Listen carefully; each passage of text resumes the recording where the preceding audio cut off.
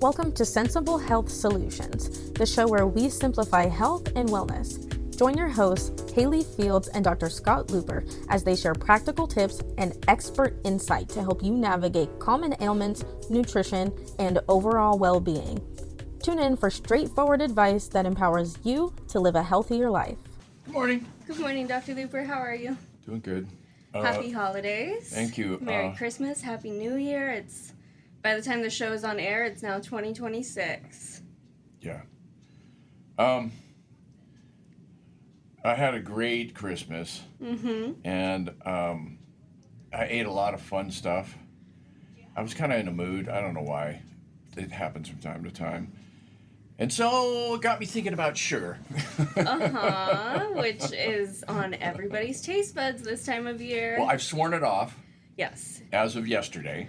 Well, since I've been working with you, since I've known you, you are, I'm going to say, a freak of nature with how regimented you are in your diet and just how diligent you are in avoiding it. So, I mean, a little break here and there seems fine for the typical person, but it can be really detrimental.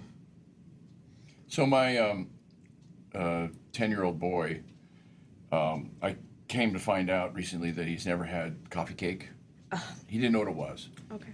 And so we went and got some coffee cake, and he said, this is the best thing I've ever eaten in my life. And I thought, well, I want to see, how good is it? So I had a bite, and it was mediocre. And I said, look, you want a coffee cake? I can make a coffee cake. I have these skills. I used to be a cook, and I know how to bake. And so I got some chops, old stuff I know how to do. So I whipped up a coffee cake and blew his little mind. Aww. And then I figured out how I could eat sugar and get away with it. What I do is I eat a little square about that big. Just the littlest amount. And I ate a little square, and I got the experience of coffee cake. And so I ate a little square every day.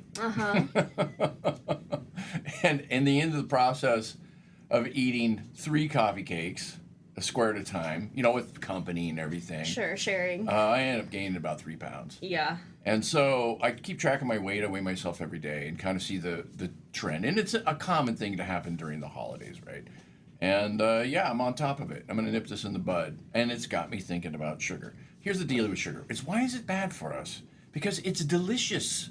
I love sugar. Isn't it weird how something bad for us that we would like so much to where people a lot of times just get addicted to it.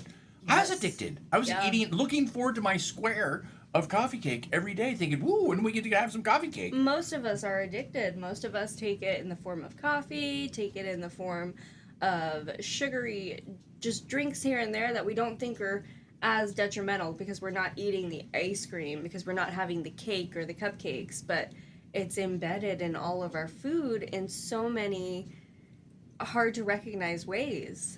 We have an instinct to crave sugar as a species. Not everybody has this, but the vast majority of us do. And some of us have it double. Yep. So why? What's the dealio? Why are our instincts, which should be helping us, so screwed up in this one? Do you have any idea?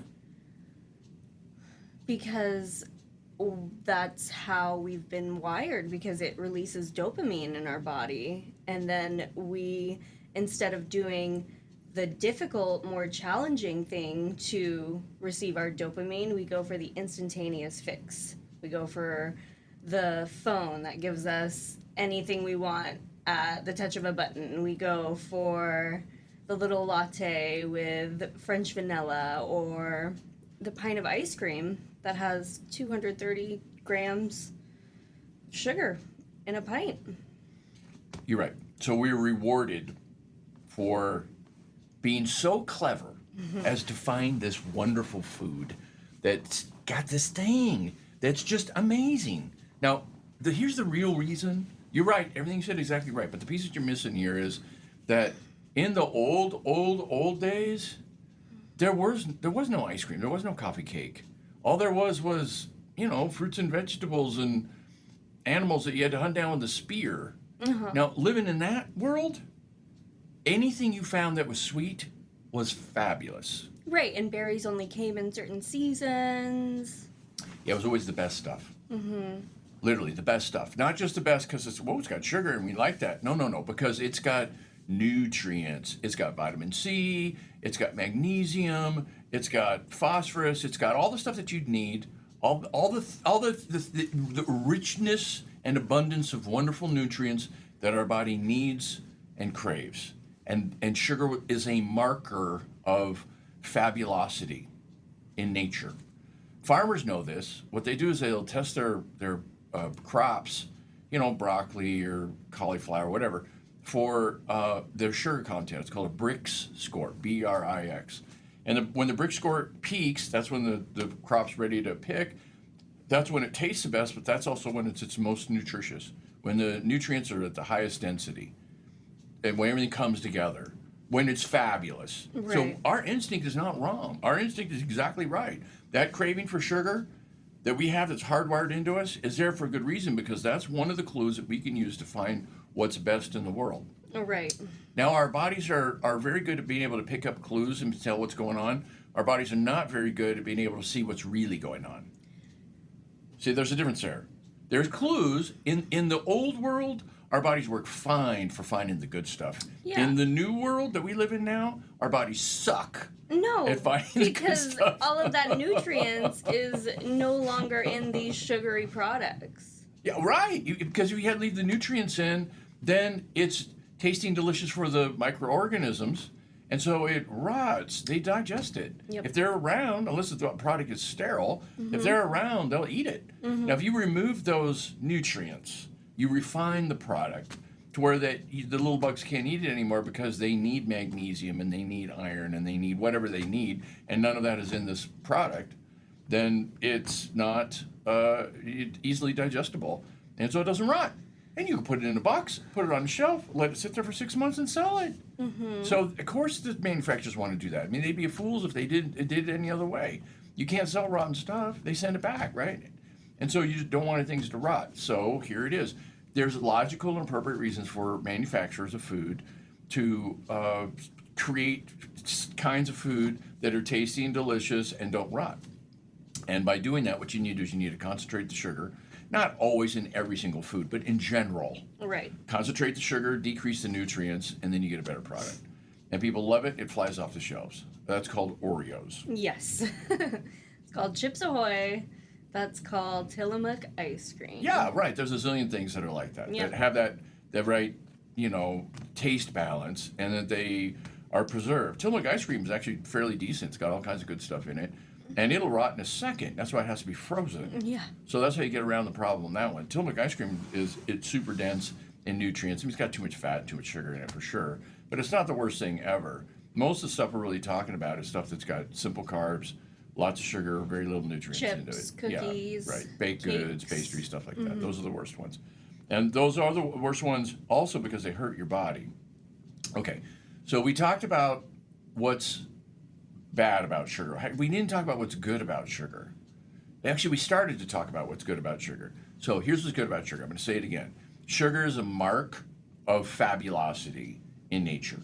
When you come across food that's high in sugar in nature, growing, these foods are fabulous. They're the best you can get. The blueberries are the best. The apricots are the best. The broccoli's the best. The Brussels sprouts are the best. Everything's the best. The ones with the highest sugar are all the best. This is super useful to be able to recognize that as a species, be able to go out and find the good stuff. And when you find the good stuff, your brain goes, and oh, you're so good. You did fabulous. We're all doing great because you were so clever, right? And then you get this hit, this dopamine hit. That's appropriate.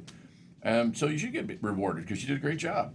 Except for now, we don't live in that world anymore. But there's other things about sugar. Okay, what is it about sugar other than it's a marker of other nutrients? What about sugar in and of itself? Has it got any redeeming characteristics in and of itself, just for sugar? The answer is yeah, tons. It gives you energy, right? For sure. It's easily burned. Depending on what kind of sugar. There's lots of different kinds of sugar out there, but glucose is easily burned. Other sugars are fairly easily burned, and they have a fair density of calories in them. They store a lot of energy. So when we get sugar in our system, it's easy to break down, it's easy to digest, it's easy to burn in our cells. We're all set up for using sugar, dealing with sugar. So sugar turns out to be a great fuel. It helps in some other little teeny ways. It helps with absorption of water. If you are trying to get water into somebody who's dehydrated, they'll hydrate faster if you put a little bit of sugar in the water that you're giving them, because your body will absorb the sugar and then the water follows the sugar. Okay. So it's a way to enhance hydration. Again, food manufacturers know this. They put a pinch of Gatorade salt. knows. Yeah, it's Gatorade or whatever other kind of stuff like that. They put a pinch of salt and a pinch of sugar in it, and it makes this thing. It's it's kind of sweet. It's not particularly sweet, though they have come up with new versions of it, Powerade, that say they have a third more sugar in them, so they're sweeter. And for kids, given the Gatorade or given the Powerade, they go for the Powerade every time because it's got more sugar and they get that reward more from it. So it's the somewhat healthy rehydration drinks have all migrated over to sugar land. Yes, very much so. And then all of these somewhat healthy hydration drinks have also taken out all of the sugar and guised themselves under these healthier drinks options with no sugar, but put in all of these additives to make themselves sweet again. Yeah, one of the things that I've come to recognize, that if a product claims it's healthy, it's not. Low fat. It is one of the most consistent ways to tell whether things are healthy or not. If they say, this is healthy, it's not. Yep. Yep. It's a super good clue. So at this point now, when I'm going shopping, first of all, I stay away from the middle of the store because anything in a box is suspect. And then if I come across something that catches my eye for whatever reason, it says, healthy, whatever, it's like, put it back. Yeah. I've been tricked before. Yeah. We've been here. Those fat-free cookies, or so they had some kind of thing. And I thought, oh, these are great. When I was a teenager, and I ate them, and they turned out to be horrible. Yeah.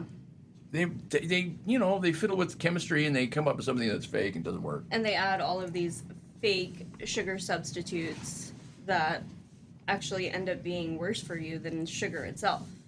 Yeah, so let's go back to talk about sugar. Sugar is fabulous. I don't want to be down on sugar because sugar is great. I went out of my way to make coffee cake for my and little cinnamon boy. rolls. That was one in the series that we went through. Cinnamon rolls was one of them. I know I Yes. foisted them off on you guys because Yes. we couldn't eat all these cinnamon rolls. And they all came out great. They were all fabulous. It was fun. It was weird for me to be doing this thing. It was very weird. I had to because, swear it off. Yeah, a year passed. We had a. I banned them from the clinic. Yeah, and then you said a year later I "Patient, brought them in. no more I cinnamon know. rolls. That's different. So, okay, it gives us energy. All right, so why is it It's bad? a marker for. Let's go bad. So what the badness is very straightforward. The reason why it's bad. There's lots of reasons, but the main one is, I'll go slow on this one. Sugar is sticky. Sugar, we know that sugar's sticky. You pour it on the counter, it gets sticky. But molecularly, it's sticky. It does that inside your body as well. Yeah, it gets in your body, and some of it sticks to stuff inappropriately. And when stuff's got sugar stuck to it, that stuff doesn't work as well, or is just plain broken. Well, you got the two options. Either it doesn't work right, or it doesn't work at all. Doesn't work better. Mm-hmm. So our body knows this. We love sugar. We burn sugar. We need sugar. Everybody basically uses sugar. But it also doesn't like the sugar sticky thing. And so there are cells in our body whose job is to go find the sugar and to scrape it off, if it's possible. Now, sometimes it's in tricky spots that it can't be scraped off. And then in those cases, what it does is basically just takes a bite out of that whole area and then remakes a new one as best it can. There's repairing going on, more or less, okay? But, some repair going on. So the sugar stickiness is an important number to be aware of. So for people listening, should know how much sugar is stuck to their bits. And you can run a test. It's an easy test. It's cheap. It's called a A1C. And A1C is a kind of a hemoglobin that gets sugar stuck to it.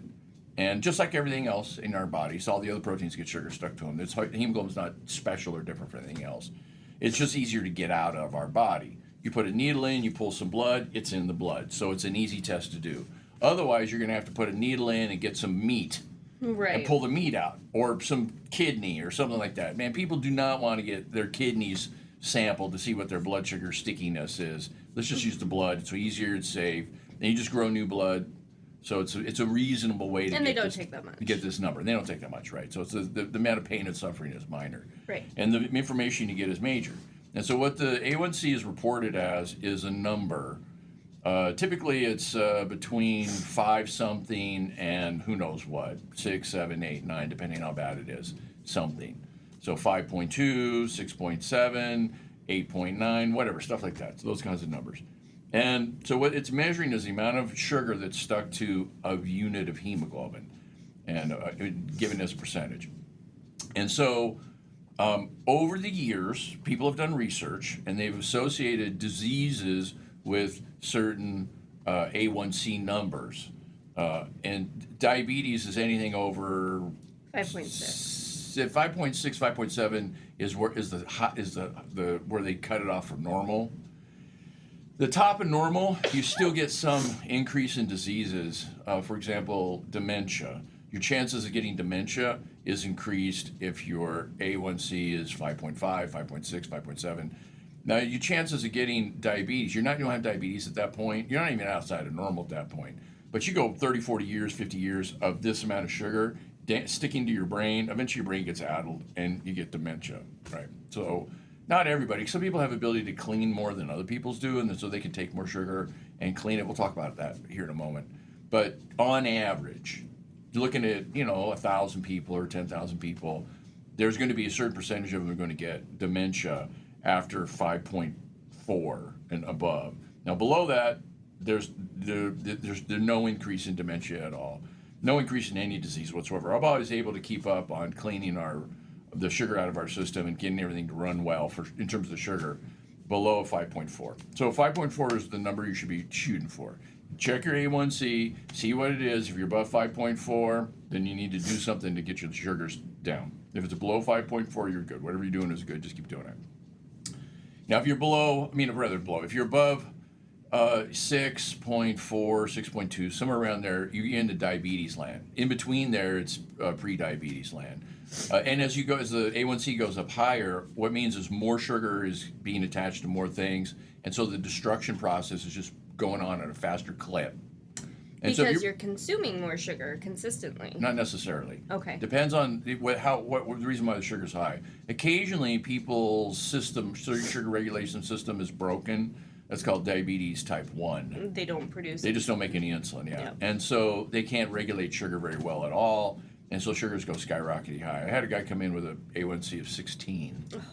And people running at a 16, you're not long for the planet. I mean, they won't last 10 years, probably, somewhere around there, because the sugar's being laid down too thick.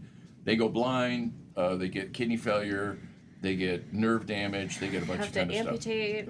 Yeah. So let's talk about the stickiness. Now, if the sugar sticks to delicate proteins that it's very important that they're set up exactly the right way in the same order, doing whatever they're going to do, those proteins are particularly sensitive to sugar, and those ones will suffer the most. Think about the retina in your eye, the way the proteins pick up photons and then register them. That's exquisitely sensitive. It's tuned to the max.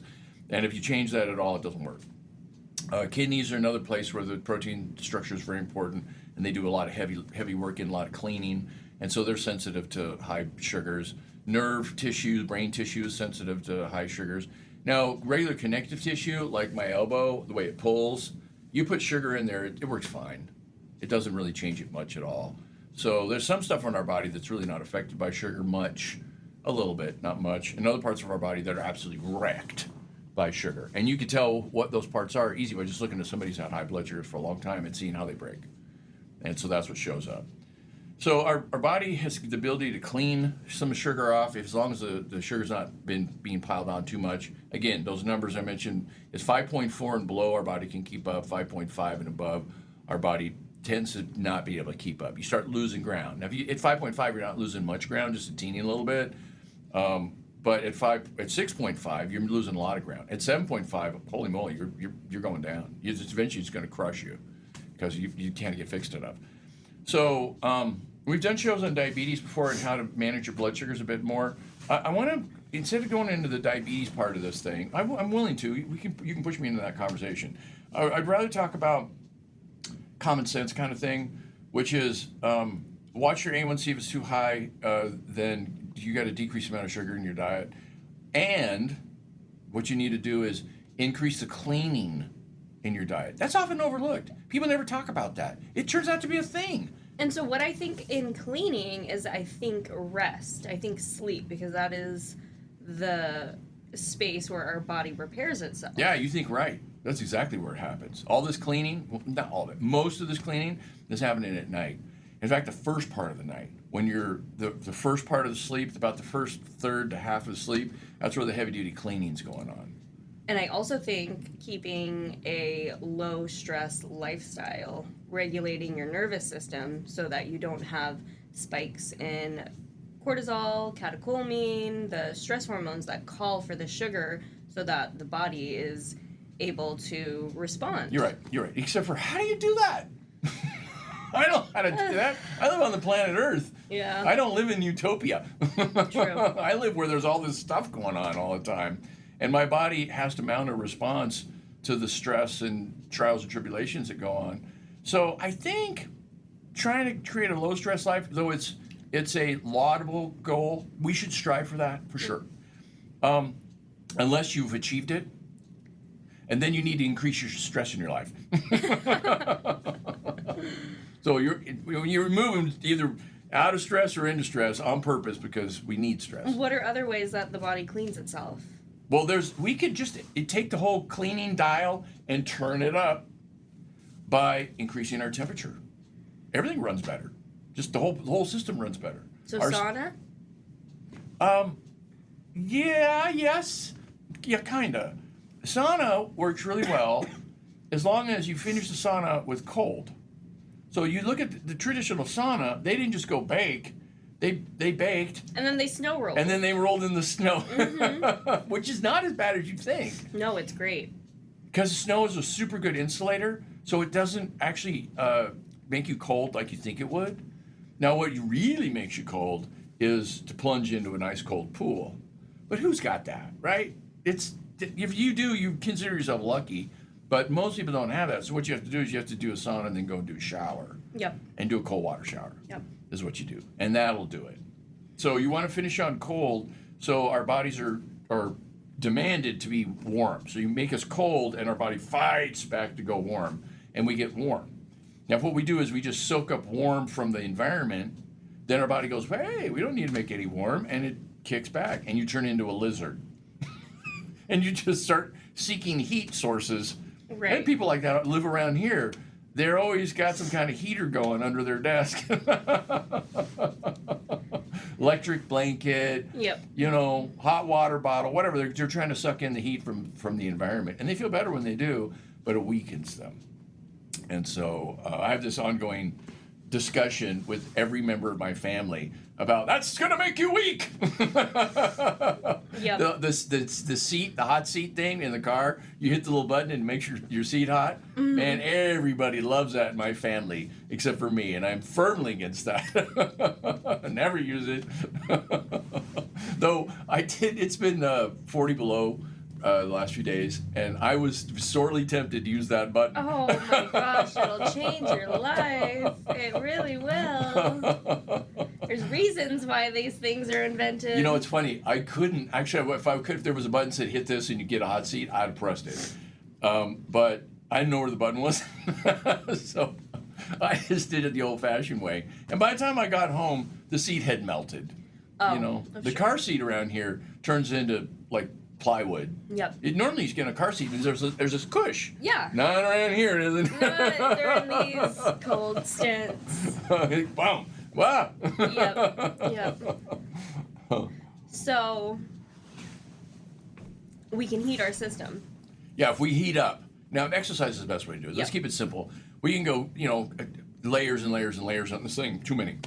The easier thing to do is warm up every day. That's what you should do. Let me keep it simple. Warm up every day. Take 10 minutes and warm up.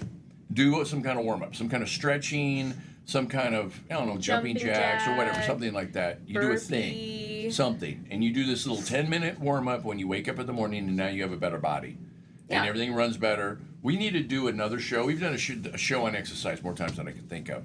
But it warrants going over again. How do you do this? Why do you do this? What's going on? Now, we're going to not do that today, but we're going to just say, do it.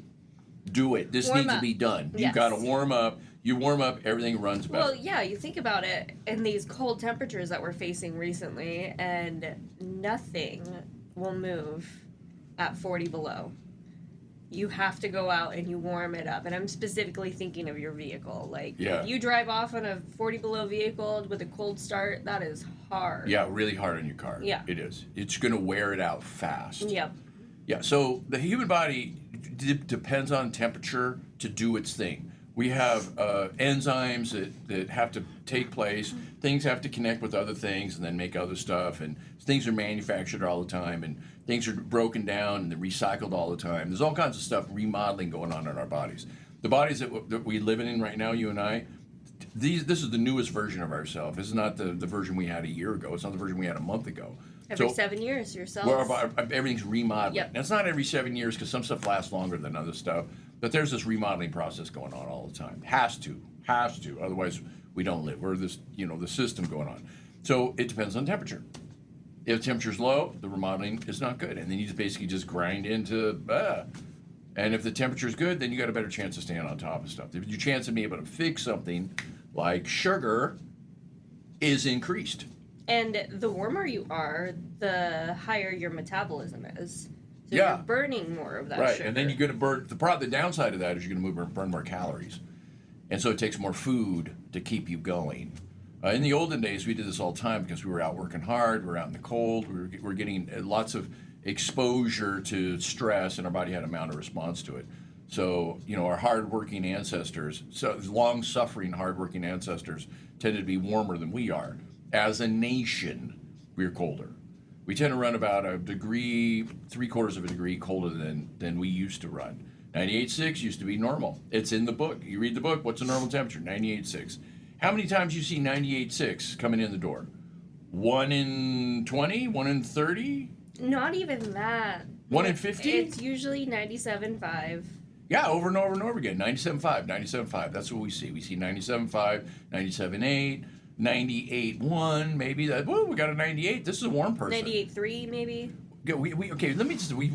You're right. We basically never. No, I've never with seen rare a exception. 98.6. No, I have. I've seen them a few times. They pop up occasionally.